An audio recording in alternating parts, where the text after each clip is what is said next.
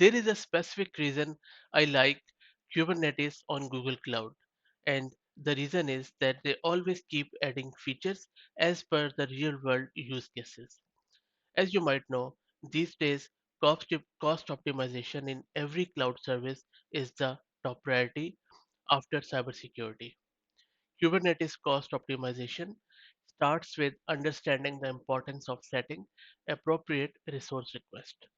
In a recent report and a blog post in Google, they have introduced this new idea of GKE Workloads at Risk dashboard. GKE stands for Google Kubernetes Engine, and it is Google's flagship premier managed Kubernetes service, which is really awesome.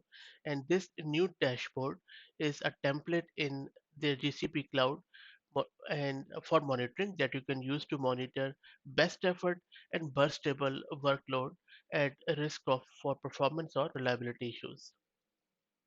So, and accessing it is very easy. You can simply go into the console and then go to monitoring, and then you can check out this GKE workload at risk.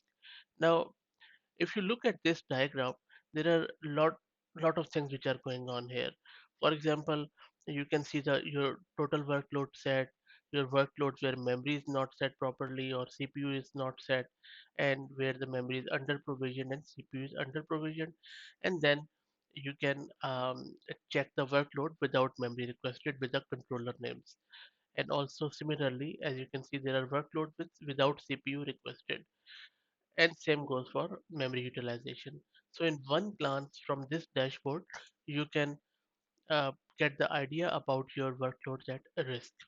Also, just to give the credit, this image is from the Google's blog post, and this really tells you the picture that how cool this dashboard is. Now, here is another cool thing.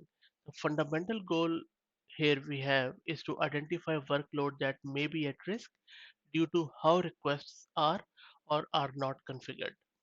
If you're looking for a lightweight method that works across any Kubernetes cluster, then which I mean that you're on-prem or even on AWS, there is another tool called as Kube Request Checker, which is a simple script that lists all users container without request for CPU memory or in a given cluster. And I will uh, create another video on it afterwards. So just in summary, these tools, just like this dashboard, can put the first key finding of the state of cost optimization report into the practice. So I would highly suggest that if you have such workloads, then start using this dashboard, as this should be your first point of attack in terms of FinOps in Google Cloud Kubernetes. I hope that you found it useful. If you have any feedback, please put it in the comments. And if you like the content, please consider subscribing to the channel. Thank you very much.